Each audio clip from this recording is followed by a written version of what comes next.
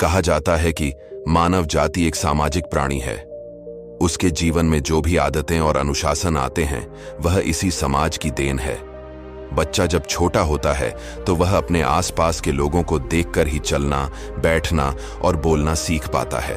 अपने जीवन को सही तरीके से जीने और खुशी से समय बिताने के लिए, अपने दुख दर्द तकलीफों को बांटने के लिए हमें परिवार और दोस्तों के सहारे की जरूरत होती है। कोई भी मनुष्य कभी अकेला नहीं रहना चाहता।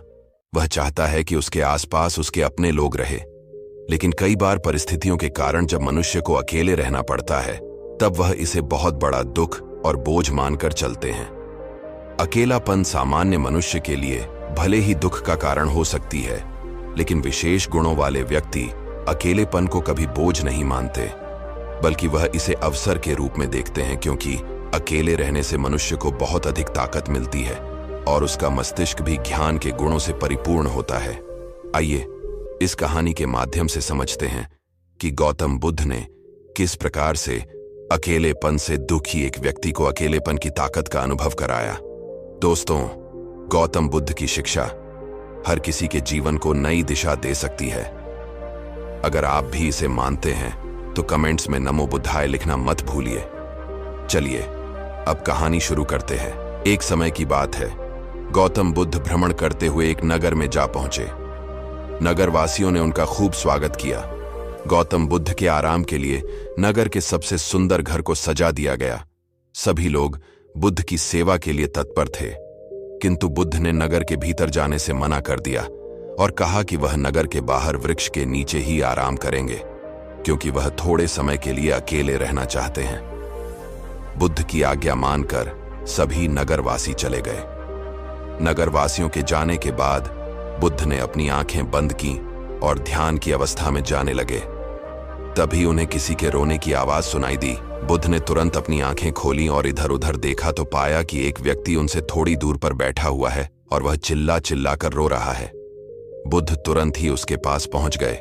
उन्होंने उस व्यक्ति से उसके दुख का कारण जानने का प्रयास किया। उस व्यक्ति ने बताया कि बचपन में ही उसके माता पिता का देहांत हो गया था। इस कारण वह अकेले भिक्षा इत्यादि मांगकर अपना भरण पोषण करता था। जीवन में कभी उसके कोई मित्र नहीं बने, क्योंकि वह गरीब था। कोई भी उससे मित्रता नहीं करना चाहता था। बचपन से ही वह स्वयं को बहुत अकेला महसूस करता था।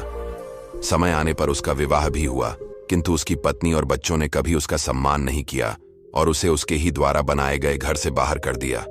जीवन में उसकी यही अपेक्षा थी कि वह अकेला ना रहे, किंतु हर परिस्थिति में उसे सभी ने अकेला छोड़ दिया और अब वह अकेलेपन से बेहद दुखी हो चुका है। इस कारण यहां बैठकर रो रहा है। बुद्ध ने उसे व्यक्ति के बातों को ध्यान से सुना।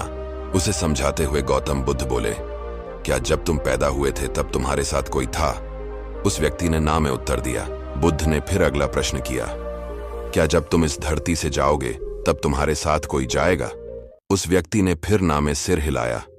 बुद्ध बोले, फिर तुम्हें यह आशा क्यों है कि तुम्हारे साथ कोई रहे? वह व्यक्ति बड़े ही भाग्यशाली होते हैं जिन्हें अकेले रहने का सुख प्राप्त होता है। बड़े बड़े महात्माओं ने सिद्धियां प्राप्त की, ज्ञान प्राप्त किए, लेकिन इस प्राप्ति का मार्ग अकेलेपन से होकर जाता है। सबसे पहले उन्होंने अकेलेपन का मार्ग चुना और तभी जाकर उन्हें ज्ञान मिला। मैंने स्वयं भी अकेलेपन का मार्ग चुना। तभी उस व्यक्ति ने सवाल किया, क्या आपको अकेले डर नहीं लगता? बुद्ध मुस्कुराए और बोले, डर किस बात का? मैं यहां पर अकेला नहीं था, मैं स्वयं के साथ था। व्यक्ति उसने दूसरा प्रश्न किया कि हम सब मानव जाति हैं और हमें जीवन जीने के लिए दूसरे मनुष्यों की सहायता की आवश्यकता होती है। क्या हम अकेले रहकर जीवन बिता सकते हैं? बुद्ध ने कहा कि एक बालक जब छोटा होता है तो उसे मां की आवश्यकता होती है, पिता की आवश्यकता होती है, किंतु कुछ ही समय में जब वह बालक बड़ा हो जाता है तो उसकी आत्मनिर्भरता स्वयं के ऊपर आ जाती है। हम इस धरती पर अकेले ही जन्म लेते हैं, मृत्यु के समय भी अकेले ही होते हैं, तो फिर अकेलेपन से घबराना क्यों? जो व्यक्ति अकेले रहते हैं वह सबसे अधिक ताकतवर होते हैं। वह व्यक्ति अपने जीवन में होने वाली सभी घटनाओं के लिए स्वयं जिम्मेदार होते हैं। उनके पास सोचने के लिए अधिक वक्त होता है। एक अकेला व्यक्ति संसार को उत्तम दृष्टिकोण से देखता है और समाज में बदलाव लाने का प्रयास करता है। जीवन में यदि सफल होना है तो समूह का त्याग करके सबसे अधिक समय स्वयं को देना चाहिए। कोई व्यक्ति जब अपने लिए एकांत चुनता है वह अपने सभी कार्यों को बहुत ही सही दृष्टिकोण से देख पाता है और स्वयं की आदतों में सुधार कर पाता है। जब हम समूह में होते हैं तो हम दूसरे के जीवन और दूसरों की बातों पर अधिक ध्यान देते हैं। इससे हमारा स्वयं का विकास प्रभावित होता है। हमारे अंदर क्रोध और ईर्ष्या की भावना आ जाती है और जिनके अंदर यह नकारात्मक भावनाएं होती हैं, उनके अंदर सफल होने की संभावनाएं भी कम हो जाती हैं। अकेले रहने वाले व्यक्ति बेहद समझदार और सुलझे हुए माने जाते हैं। समाज में उनकी सलाह को महत्व दिया जाता है। अकेले रहने से व्यक्ति को इसलिए भी ताकत मिलती है क्योंकि वह अपने व्यवहार के बारे में अच्छी तरह जान पाता है। उसे अपनी ताकत और अपनी कमजोरी की जानकारी होती है। वह स्थिति का सामना अन्य व्यक्तियों की तुलना में ज्यादा बेहतर तरीके से कर सकता है। बुद्ध की बातों को सुनते हुए वह व्यक्ति ध्यान मग्न था। तभी उसने फिर प्रश्न किया कि हे तथागत, क्या अकेले रहने से मनुष्य का व्यक्तित्व भी प्रभावित होता है? तब गौतम बुद्ध ने कहा कि यदि समूह में रहने वाले व्यक्ति और अकेले समय बिताने वाले व्यक्ति की तुलना की जाए तो समूह में रहने वाले व्यक्ति अक्सर अपने आसपास के लोगों के व्यक्तित्व से प्रभावित रहते हैं। उनके परिवार और मित्रों का व्यक्तित्व जिस प्रकार का होता है, उनका व्यक्तित्व भी उसी प्रकार बन जाता है। लेकिन अकेले रहने वाले व्यक्ति एक नए प्रकार के व्यक्तित्व का विकास करने में सक्षम होते हैं। वह किसी के प्रभाव में नहीं आते, बल्कि स्वयं अपने व्यक्तित्व का निर्माण करते हैं। इतिहास के बड़े बड़े कवि और कलाकार आमतौर पर अंतर्मुखी और अकेले रहने वाले व्यक्तियों में गिने जाते हैं, क्योंकि अकेले रहने से उनके अंदर सृजन करने की क्षमता बढ़ती है। जब अकेले समय बिताते हैं तो सृजन पर ध्यान केंद्रित कर पाते हैं। इसलिए जीवन में कभी भी अकेलेपन को नकारात्मक और दुख से नहीं जोड़ना चाहिए, बल्कि यह सोचना चाहिए कि ईश्वर ने यही सबसे सुनहरा अवसर दिया है जिसमें हम स्वयं के व्यक्तित्व की पहचान कर पाएंगे। एकांत रहने में अद्भुत शक्ति मिलती है। उस व्यक्ति ने फिर प्रश्न किया कि एकांत रहने में किस प्रकार की शक्ति की मिलती है? एकांत रहने से व्यक्ति अपने लक्ष्य की ओर अधिक तेजी से पहुंच सकता है। प्रत्येक व्यक्ति को प्रतिदिन कुछ समय अकेले व्यतीत करना चाहिए। प्रतिदिन संभव नहीं है तो महीने के कुछ दिन या फिर साल के कुछ दिन यदि वह अकेले रहकर स्वयं का विश्लेषण करें तो निश्चित ही वह दुनिया का सबसे बुद्धिमान व्यक्ति बन सकता है। कई बार बुद्धिमान व्यक्ति जब मूर्खों का साथ पकड़ लेते हैं तो उनकी बुद्धि भी भ्रष्ट हो जाती है। इसलिए मूर्खों के साथ चलने से बेहतर है कि अकेले चला जाए ताकि स्वयं का विकास हो सके।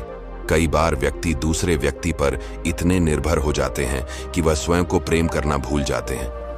दूसरे व्यक्ति पर भावनात्मक रूप से या फिर किसी भी तरह से निर्भर होना अच्छी बात नहीं है। यह हमारे निजी विकास में बाधा पहुंचाती है। एकांत रहने वाले व्यक्ति स्वप्रेम को भी अच्छी तरह समझते हैं और स्वयं के प्रति दयालु भी होते हैं, जबकि समूह में रहने वाले व्यक्ति अक्सर अपनी तुलना करके स्वयं के व्यक्तित्व को छोटा मानने लगते हैं। लेकिन जब व्यक्ति अकेलेपन की अवस्था में होते हैं तो उनके प्रतियोगिता किसी से नहीं होती है। वह स्वयं से ही प्रतियोगिता करते हैं और अपनी अच्छाइयों को, अपनी कमियों को अच्छी तरह से देखते हैं, उसका विश्लेषण करते हैं। इतना ही नहीं, एकांत की अवस्था में वह कम समय में ही अपनी समस्याओं का समाधान भी कर लेते हैं। जबकि समूह में रहने वाले व्यक्ति यदि कोई निर्णय लेता है तो इसका निर्णय भी अन्य व्यक्तियों की इच्छा से प्रभावित होता है। गौतम बुद्ध की बातों को ध्यान से सुन रहे उस व्यक्ति ने फिर प्रश्न किया कि जिन व्यक्तियों के परिवार और मित्र हैं वह किस प्रकार अकेले रह सकते हैं? गौतम बुद्ध ने कहा कि अकेले रहने का यह अर्थ बिल्कुल नहीं है कि सब कुछ त्याग कर जंगल की ओर चले जाओ। गृहस्थ जीवन और समाज के प्रति कुछ महत्वपूर्ण जिम्मेदारियां होती हैं जिनका निर्वहन करना आवश्यक होता है। किंतु इस अवस्था में रहते हुए भी यदि स्वयं का विकास करना है तो प्रतिदिन कुछ समय अकेले अवश्य बिताना चाहिए। अकेले रहने वाले व्यक्तियों की मानसिक स्थिति अन्य व्यक्तियों की तुलना में बेहद मजबूत हो जाती है, क्योंकि वे इस बात को अच्छी तरह समझते हैं कि परिस्थितियां चाहे कैसी भी हो, उन्हें स्वयं ही स्वयं की सहायता करनी होगी। कोई अन्य व्यक्ति उनकी सहायता नहीं कर सकता। इस संसार में जिस व्यक्ति ने अकेलेपन की ताकत को समझ लिया वह उच्चतम शिखर तक पहुंचता है और जीवन में उसे जो कुछ भी चाहिए, उसने जो भी लक्ष्य तय किया है वह उन्हें अवश्य पा लेता है। किंतु कई बार अकेले रहने वाले व्यक्ति नकारात्मक भाव से भी गुजरते हैं। उनके अंदर कई प्रकार की नकारात्मक बातें आ जाती हैं और वह दुखी रहने लगते हैं। ऐसा होना स्वाभाविक है। मन में नकारात्मक बातों का आना, दुखी होना, यह सब मनुष्यों के संवेग है। किंतु यह दुख और नकारात्मक भाव लंबे समय तक मनुष्य के जीवन में नहीं रहना चाहिए। ईश्वर ने यदि तुम्हें अकेले रहने का अवसर दिया है तो इसे सहर्ष स्वीकार करो और ये सोचो कि ईश्वर ने जो कुछ भी किया है इसमें अवश्य ही तुम्हारी कोई भलाई छिपी हुई है। अन्य व्यक्ति अपने सांसारिक जीवन का त्याग करके अकेले रहने के लिए जंगलों की ओर जाते हैं और तुम हो जिसे ईश्वर ने जीवन के प्रारंभ से ही अकेलेपन का अनुभव कराया। इस कारण तुम्हें सदैव कृतज्ञ होना चाहिए। मन के नकारात्मक भाव और दुख के स्थान पर तुम्हें सकारात्मक बातें सोचनी चाहिए और अपने एकांत समय को सही दिशा में लगाना चाहिए। गौतम बुद्ध बोले कि प्रारंभ में तुम्हें अवश्य ही पीड़ा महसूस होगी, किंतु समय के साथ तुम्हें इसका लाभ भी मिलेगा। अपने जीवन को सही लक्ष्य में लगाओ और अपने लिए अनुशासन तय करो। जब कभी एकांत में बैठो तो अपनी दोनों आंखें बंद करके और ध्यान लगाओ। ध्यान की गहरी अवस्था तुम्हें सकारात्मकता की ओर लेकर जाएगी। इस प्रकार गौतम बुद्ध ने उसे व्यक्ति को अकेलेपन की ताकत का अनुभव करवाया। उसे व्यक्ति ने गौतम बुद्ध से वादा किया कि अब वह जीवन में कभी दुखी नहीं होगा, बल्कि एकांत समय को अवसर बनाकर जीवन में बड़े लक्ष्य की प्राप्ति करेगा। उम्मीद करते हैं कि आपको यह वीडियो पसंद आई होगी। हम सभी अपने प्रतिदिन के जीवन में कभी न कभी अकेला अवश्य महसूस करते हैं, किंतु यही वह समय होता है जब हम अपने विकास के बारे में सोच सकते हैं। इस वीडियो को अपने परिवार और दोस्तों के साथ जरूर शेयर करें ताकि उन्हें भी प्रेरणा मिल सके।